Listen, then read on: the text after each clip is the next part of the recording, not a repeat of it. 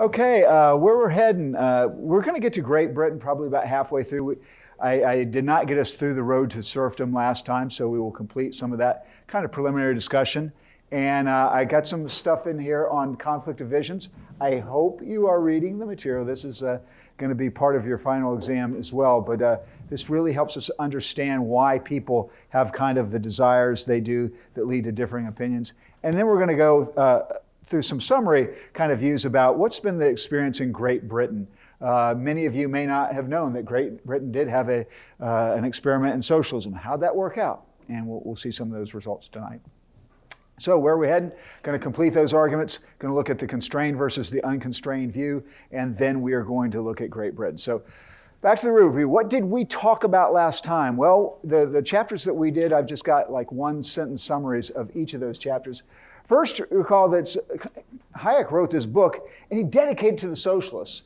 And contrary to what many people say that he was doing this to put a dig in them, he really thought he could engage with the socialists to perhaps lead them on a different path. Because of some of the horrors of what they had seen in Europe, he thought that they might be amenable. And he did get a better reaction in England to the socialists he was writing to there than in America. And he asserted that was due to the fact that the Europeans did have that experience, which led them to start to have some second guesses about socialism, whereas it was still very possible in America to be idealistic and to not anticipate those kinds of problems.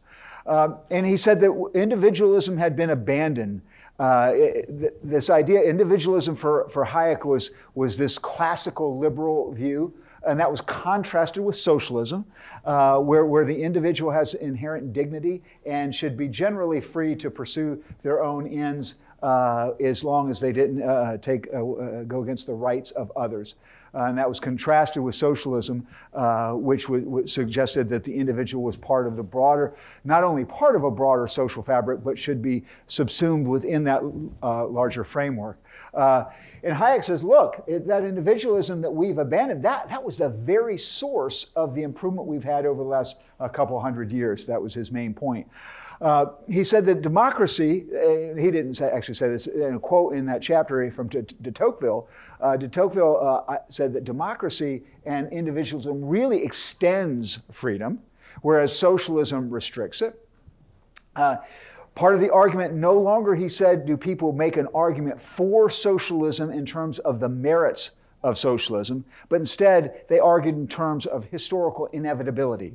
It's going to happen. We must do this. We're compelled to do this, Hayek said, would be the arguments that they would say. But you need to be careful, Hayek warned, because if we start going down a path where we don't understand what the individual goals are, we haven't agreed what the end goals are, we're likely to go to a location that nobody even wants to go. And it's akin to agreeing to go on a trip with someone without agreeing where the destination would be. He made a big point on the rule of law, and the rule of law is there precisely to constrict what government can do. And the reason that was important for Hayek is having the rule of law really eliminates this absence of legal privilege. So many of the monopoly structures, for instance, would be legal charters that would be given by the government. And this legal privilege, when it's removed and there's a structure that the government can only define the areas of economic activities so broadly, within that area, that would allow one to have freedom to plan and to make progress. And so that was kind of the benefit of the rule of law. The big quote he said in chapter 8, whom, is who's going to plan for whom? That's a central question that the communists asked in Russia. And he made a point that this dueling contrast, and this aspect of obviously all of this is still with us today in terms of at some level of the argument, but especially so in this argument of is there a way that we can trade a little bit of security in favor of freedom? And Hayek's point, quoting Ben Franklin, is that the pursuit of security at the expense of freedom will get you neither. And that's kind of the same kind of conflict we have today in our society. How much freedom are you willing to give up for some additional security? And is that security even obtainable were you to want to do this? He argued that socialist goals require compromising your values because the implementation of the social goals, when people are resistant to that because of their own individual conflict, will force the implementers of those socialist goals to employ methods that would not be favorable. They wouldn't want to go there. And for Hayek, that suggests that, and historically speaking, that suggests that some people, if you would be unwilling in pursuit of those socialist goals to go there, somebody else would. And that's why he says why the worst would get on top. Because somebody that has lower morals, the least common denominator would tend to rise to the top, Hayek said.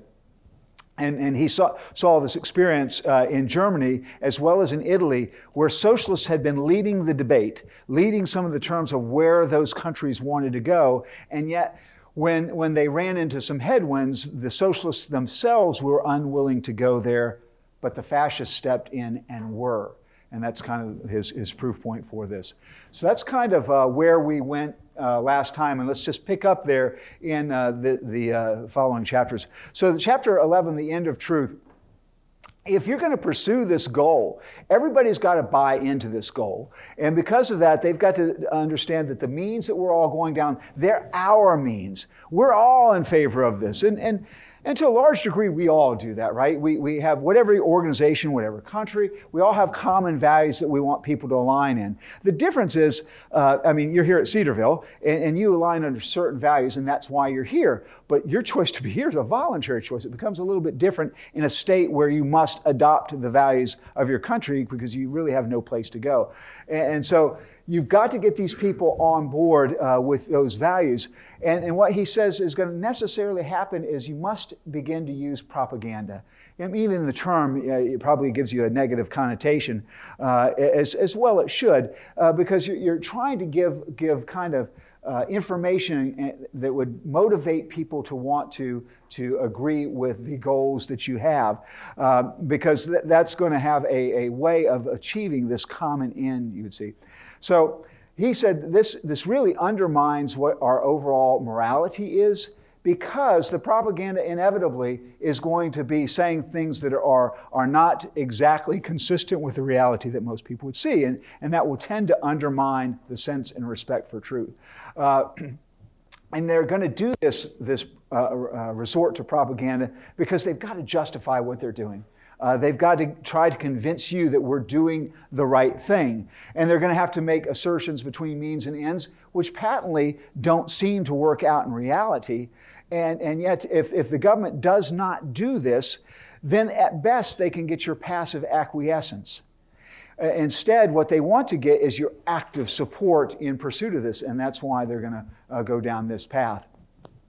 And so one of the ways they typically will do this, he said, would be to change the meaning of terms.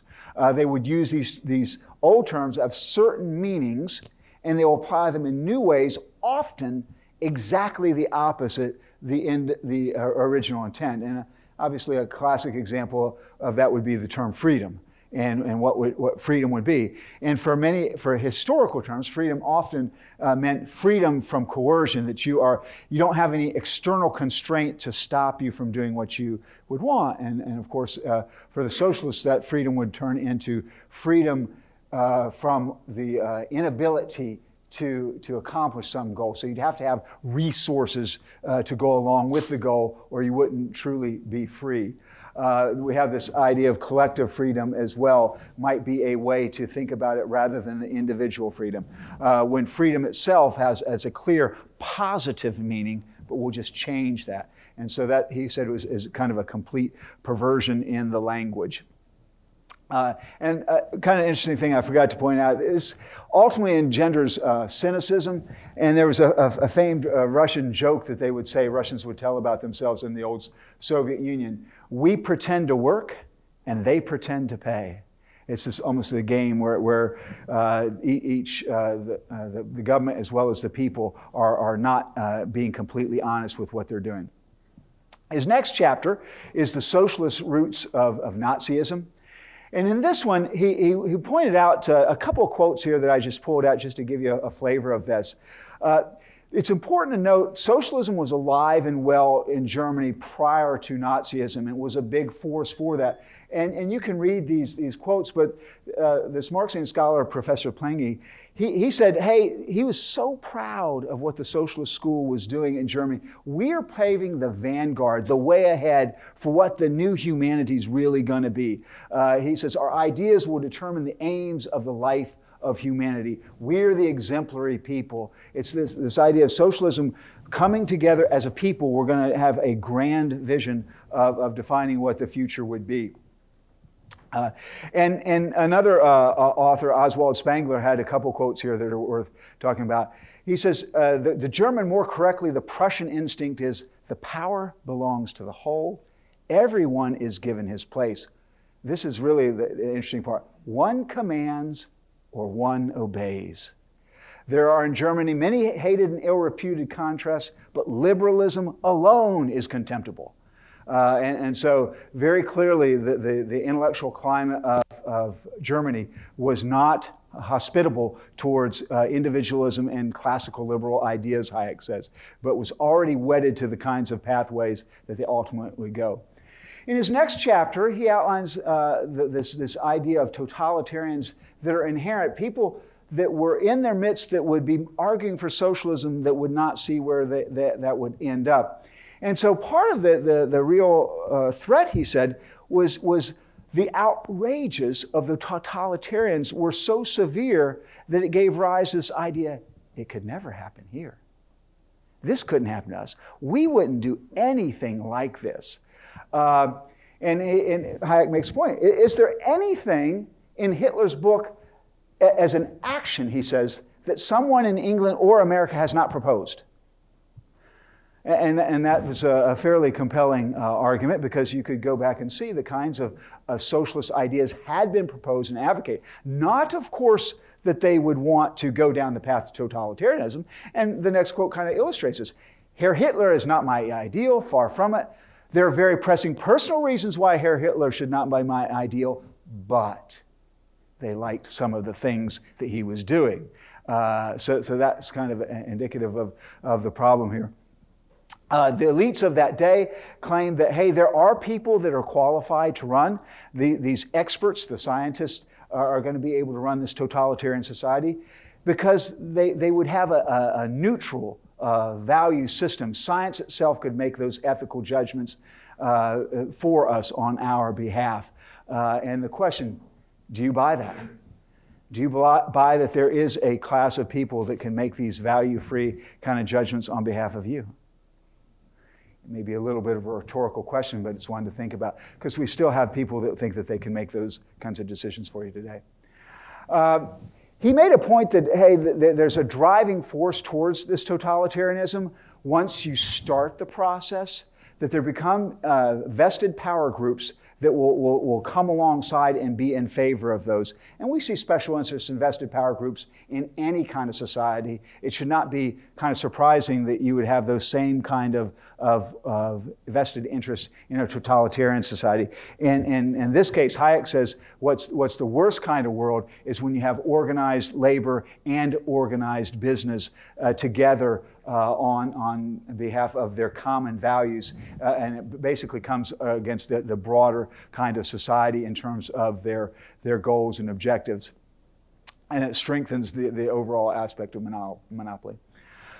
Chapter 14, Material Conditions and Ideal Ends. He says that you can't really reconcile individual freedom with this single purpose. Those things are not mutually compatible. If we're going to have freedom for you to do what you want, then that can't at the same time have a overarching common purpose that you cannot deviate from, right? Either you're aligned to it or you're not. If you're forced to follow some common central purpose, then you're not going to have individual freedom. So there's an inevitable conflict. He says you can do this, of course. There are times in national crisis that it makes sense. In a wartime scenario, there's emergencies where you and I should submit our individual goals and desires to the broader social welfare. He says, not that's understandable, everyone would agree to it. The problem is, beyond those emergency situations, is that likely to be a viable way forward without having a totalitarian state? People simply, Hayek asserted people would not put up with that. But he makes a much stronger point, and this I hope you'll spend some time thinking on here as I talk about it. Because I think there's something fundamentally, while Hayek was not a Christian, this idea is fundamentally aligned with Christian thought.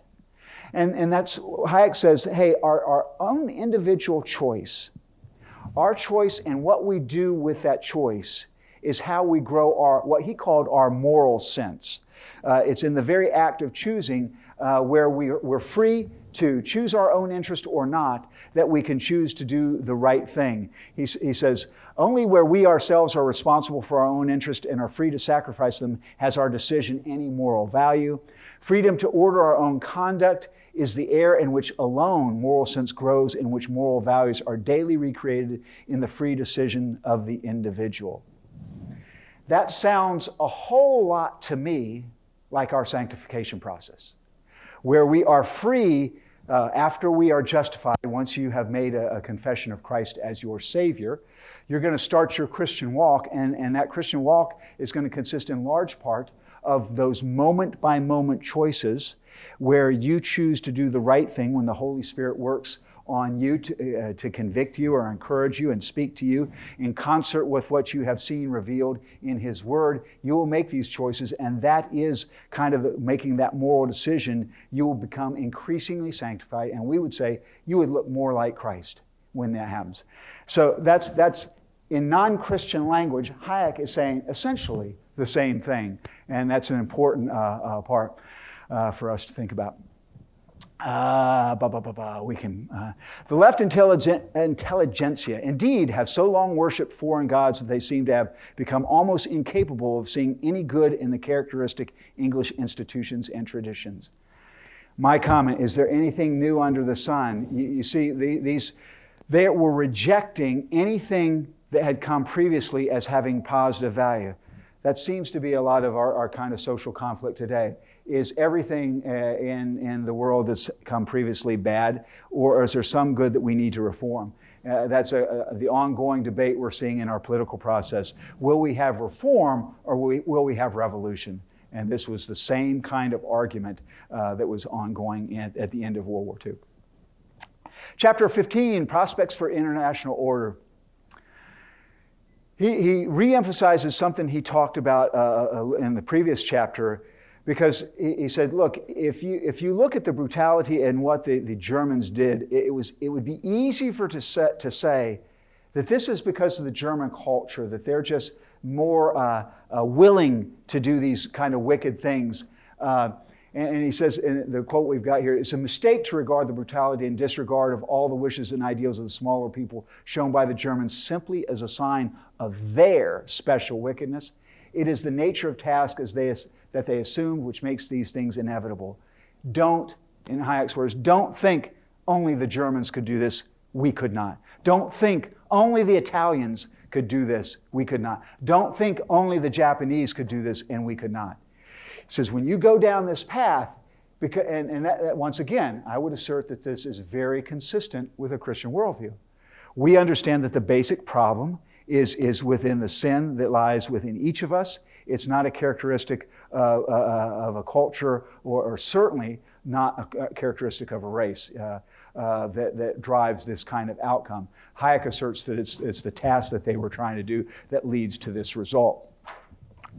So Hayek says that the best way forward for peaceful relationships in international order is some sort of system of federalism where there are individual realms of freedom for people to align with their own values. That's obviously consistent with some of the original founding fathers here in America and how we designed our government as well. And he says that the socialists, interestingly enough, seldom wish to go down for their program to give the benefits of this to people beyond their borders. Very, very consistently, he suggested they were nationalistic. And I think it's very analogous to those who want income inequality reduced. I have yet to see people that are arguing to reduce income inequality in our time that want to reduce it across our borders. Because that would mean everybody in America would go to a lower income class because we are far richer than the rest of the world. If we're in favor of equality among people, then that would look to a lot different thing if we applied it unilaterally across the globe. So you seldom see people make that argument on income inequality. Same kind of thing that he said you saw in the socialist arguments of his time. So what's his conclusion? I love his first quote here. It's just a great one. We shall not grow wiser before we learn that much that we have done was very foolish. That's a quote for all times, for all peoples. We are all very foolish in each generation in doing foolish things. He makes an argument. Hayek was very critical, you should know, against conservatism. He says conservatism is a philosophy that kind of always is going to not appeal to young people because it appears to just defend the status quo. And who wants to defend the status quo? You need a positive program to go forward. He argued that in his mind, liberalism, the classical liberalism, was that positive program.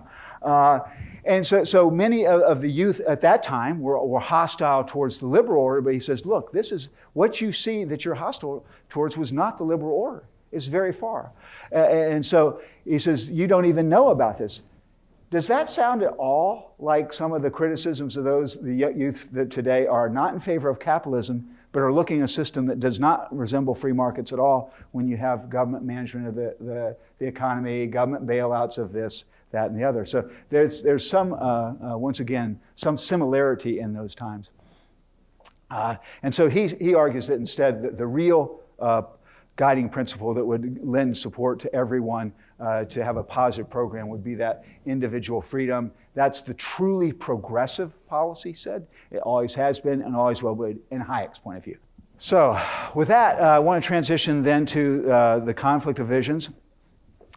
Recall this conflict of visions as Thomas Sowell is making the argument that people kind of tend to line up behind issues. The same people will align against you on similar issues as well as very divergent issues. In other words, you're always going to be finding yourself arguing with the same people, even though it's a radically different issue. He says, why is that? Why is it always that way? Why do Democrats always, why isn't there more cooperation with Democrats and Republicans on some issue? You'd think that individual Democrats and individual Republicans might agree, but no, they all kind of lie that way. And he says this is not just kind of partisan. We would think today, hey, that's just a bunch of partisanship. But Thomas Sowell is making something more fundamental. This people have a different worldview. He doesn't call it a worldview. He calls it visions of the way the world works. It's a connection between ends, means, framework, and why people think that the world is organized the way it is. So chapter 4 was talking about social processes. And this is probably perhaps the most applicable to our study here in this special topics in economics class that we're having on socialism, because one of the social processes we have is economics. It includes all these kind of things, economic, but not just economic, legal system of morality, politics. These are all social processes. We collectively decide how we're going to do these kinds of social processes.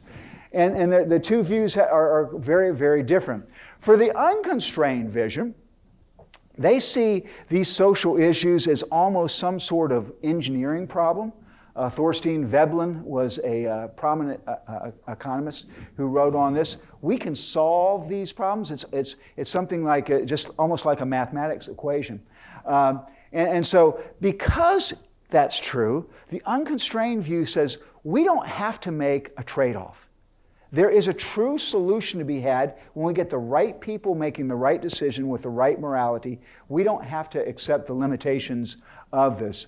And so one of my comments, there's one quote that Thomas Sowell highlights, which to me just, especially in light of what we read from Hayek, says is just total hubris.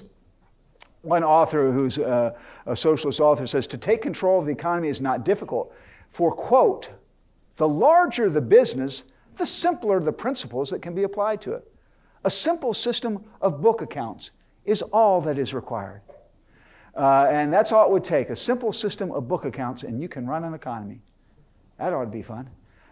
So that's, when you start thinking about some of the Mises arguments about calculation, but these are kind of the ideas. They think it's within the reach. If we just have the right people doing this, this is available because it's just a problem to be solved. And this is the same way with the legal system, morality as well. Legal system, we can set the right laws in place. That's contrasted with the constrained vision, which doesn't have much faith in all about individuals making a decision on where we should go. Because they would say these systems are just simply too complex, and you're going to maybe be able to do small parts within a system. Yeah, you can make some decisions, but you can't design a whole system, and it's going to be something that the experiences we have are going to be guided by these traditions that we have, and those traditions are going to be formed by success of the past. What we see is something that works. That's going to be the way people view this. And so things that are going to emerge are going to be what has been more successful. And we see this to a large degree in how the evolution of language has happened since then. Words that tend to get usage are ones that people find fit the situation. I don't know about you, I still find it tough to read the King James Version. I like our more modern versions. You may like the King James. That's fine. That's okay. But the point is, if you do like the King James Version, it is a good version. I am not here penning the King James Version. I am saying that more people prefer the language and its changes as making more understandable. And those changes are precisely what people have embraced through usage. That same kind of logic on language changes are how we would see legal changes as well as economic changes. Case law would determine the framework that we were going to have. The common law system would evolve little by little as judges would make a decision, and either it would be cemented by other judges and accepted, or it would be rejected. And that very process would systemically lead to a superior result because it would have the wisdom of many, not the wisdom of the few. And so you might see these conflicts. On the one side, the unconstrained would say, hey, you have outmoded thinking. Your thinking is irrelevant. In today's terminology, you might hear, you're on the wrong side of history, right? But this would be contrasted. Those that have the constrained view would say, this is the wisdom of the ages. And so if you're going down the unconstrained view, you're really rejecting wisdom from the past. And that plays into the next thing that we can talk about is how these two views view the costs of changing any of these processes that we have. And the reason why this is so important for these two views is we live in a world of time.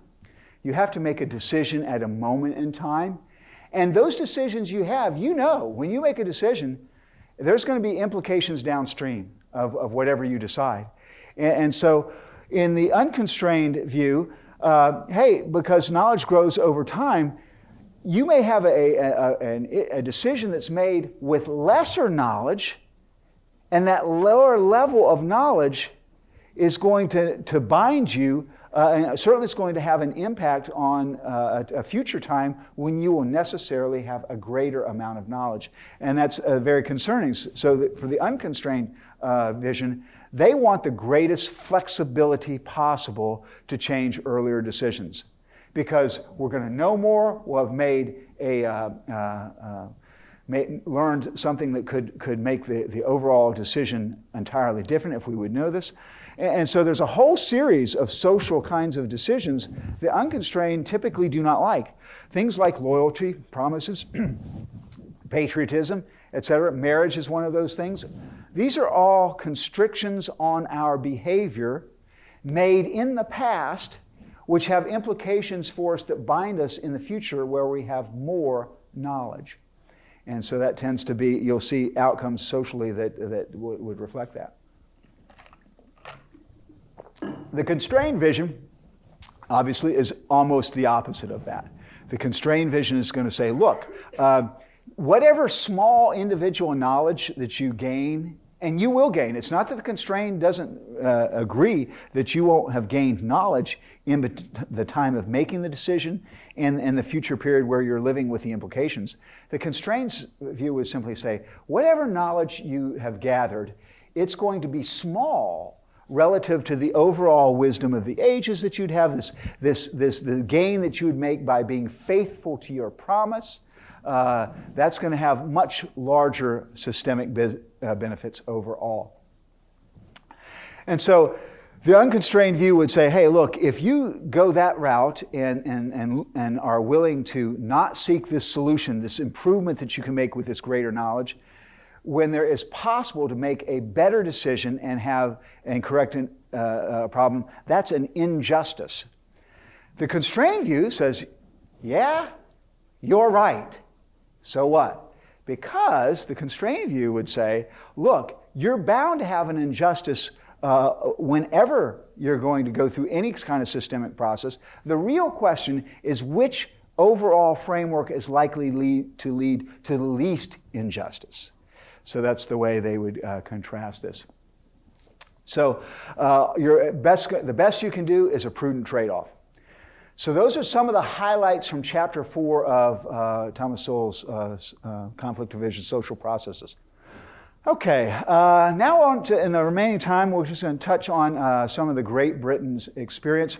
Just to set the stage, got some data that we've been able to find online. The data is I've seen different numbers, but these are representative and illustrative. Especially when you start looking at older data, you can get varying kind of answers. But nevertheless, what we see for Great Britain is you have to understand, they after World War I, were pretty much hammered because of their decision to go back on the gold standard at their pre-war parity. That led to a lot of very high real interest rates. You could see that if you look over here at the top right, where you've got the real interest rate in yellow, it spiked very high. It was very expensive for the British to do business. It was hard for them to export. They had a slower economy. That led to higher rates of unemployment. They were at 10% unemployment in 1921.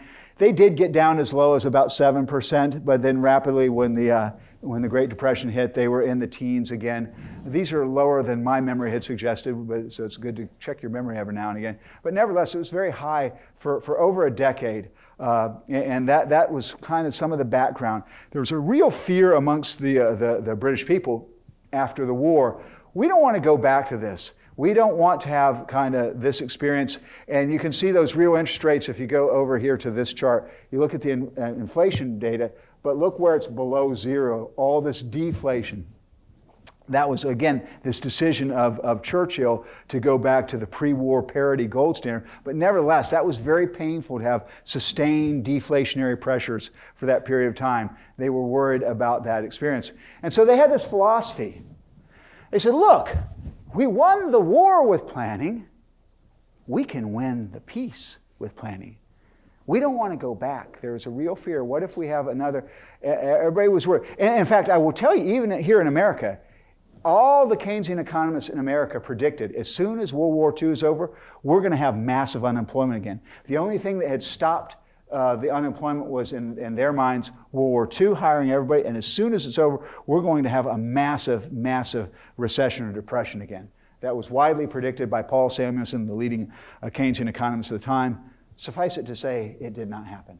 But that was a fear, and it was not just by the British, but that's kind of what led them down this path. And so did they have an unconstrained vision? Well, here's what Sir William Beveridge said. Now, when the war is abolishing landmarks of every kind, is the opportunity for using experience in a clear field. A revolutionary moment in the world's history is a time for revolutions, not for patching.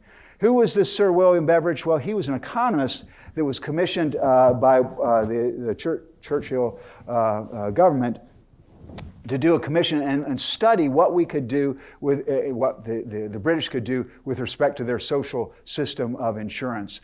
He was a noted expert on unemployment, Social Security kind of schemes as well. He started looking at this, and he came out with a report in November of '42, and he advocated a system where we'd have the abolition of want. There would be no more want. We're going to create a welfare state in England. And it's going to include an overall system of national insurance. Everybody, kind of like our Social Security, but beyond, it would be like our Social Security program combined with unemployment insurance, healthcare. Healthcare was separate, but if you got sick at work, it would be that kind of disability at work. All those things would be enrolled in that. And so the Labour Party in Great Britain endorsed this. And they put Clement Attlee in over against Churchill. And what they said was, we want to go after public ownership of what they called the commanding heights of the economy. Just a brief kind of little word on that. The commanding heights, it's been asserted, was a term invented by Lenin. Remember, we had talked about the Bolshevik Revolution and how it led to utter disaster in Russia immediately after that. Well, Lenin couldn't let all of the people starve to death, so that he actually embraced a plan which allowed some capitalist, if you will, enterprise in small farms and so forth to grow food. And Lenin gave a speech where he was defending against the very left on his own wing, who said he had abandoned the principles of communism. He says, no, I haven't abandoned the principles of communism, because we are going to control all of what he called the commanding heights. We're going to have the big heavy industries, steel, rail, transportation, all those kinds of things that really drive an economy. The government and will control that. And that's where Russia went. And the British experiment did the same thing, not as extensive, of course, but again, they wanted to nationalize all those key industries, railways, iron, steel, coal, aircraft, among others.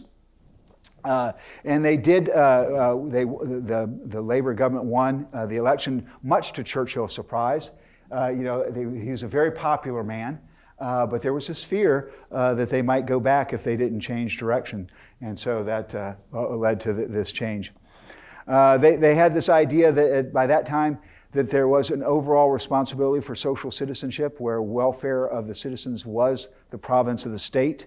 If it had ever been the province of church and family, that was no longer. It was instead going to be done in the social order itself. So where does Great Britain fall? We had a chart earlier in the course. Remember our systems of different thoughts? This is just Haymond's view of the world. I put them kind of right between on the socialism. Clearly they had a lot of private industry throughout the period. Basically, they had the heaviest period of socialism between 1945 and 1980, when Margaret Thatcher was made prime minister. She kind of, and we'll get to that in just a second. But they still had that 30% of the economy that was very much controlling, again, those commanding heights. So I would kind of put them in the middle of socialism, not completely socialist for sure. What did it look like? Here's a nice chart that you can see where the public sector was and how it's grown over time between the pre-war period. And notice the public sector employees were only a little over 8% of the workforce. By 1979, that was up to almost 30%. Huge gain, but again, 70% of the economy is still in the private sector, a true private sector. So you can't really say that it's all of a socialist government. And remember, in even those heavy industries, what could they take note of? All the production techniques, all the prices would be done on other market-based systems. So they could try to copy what would be done in other governments as well, America and elsewhere. So how did it work out? Well, here's some of the shortcomings they had. What we saw in Great Britain was those industries were typically very uncompetitive relative to their foreign peers that were not controlled by the government. The steel industry, the coal industry, especially in Great Britain, was unprofitable. The aviation industry was a classic example. The Concorde jet, the supersonic jet, technically possible, but it's not economically justifiable. And they spent billions and billions of dollars, but just kept pouring money behind it, even though it didn't make sense. Boeing, meanwhile, went past the British aircraft industry and had more innovations as well, even though Boeing obviously had vast government contracts but they had the freedom for how they could pursue that and organize their own aircraft business differently. Computer industry, another case, IBM rapidly took past the nationalized UK industry. In nuclear power, they had their own atomic energy authority. They were similar to where the US was at the immediate aftermath of the war, but by the 1960s, they were already starting to fall way behind in making the right technological decisions. And in general, just had slower growth. So what'd that look like? Well, here's just a few data points. Look at these cross-country comparisons. And you see, Great Britain did grow through this period of time. This is just 1960 to 1980. It's not that they didn't grow, but you can see even amongst other European nations, they didn't grow quite as fast. They were called the sick man of Europe because of the slow growth, primarily in these industries. And how it worked, just a closer look at the decade of the 1970s, which was very, very punishing for Britain and is going to lead to the ouster of socialism here in a moment. You'll see basically flatlined the income growth of the citizenry there. There are lots of problems here. We culminate in what we call the winter of discontent, and you can start to see the garbage piling up. Inflation was running wild globally, not just in UK, but they had higher rates of inflation than the United States. And so the idea was that they could control this inflation if we would just stop the unions from demanding such higher pay wages.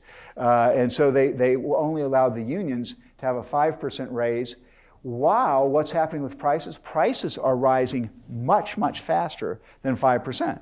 So the unions naturally were not happy about this. You had mass strikes, and given the vast scope of government in the UK, that led to all sectors of society seeing the ill effects of these strikes. Waste collectors left garbage in the streets. I had a whole bunch more pictures that I was provided, but this is just illustrative of it. Had problems, obviously, with rats and other kind of health hazards that would be there. Almost half of the National Health System hospitals, you couldn't go to them except for emergency care only during this period of strikes. That was it. If you were a cancer patient, you were denied care. All the people were on strike. So it was not going very well. Grave diggers even struck, and bodies went unburied. That was not a very good situation. And that led to the Thatcher Revolution and embrace of market economics that would subsequently come about. And I've got about like a little short 3-minute YouTube video on Thatcher. You may or may not know much about Margaret Thatcher. I'm going to go ahead and bring it up.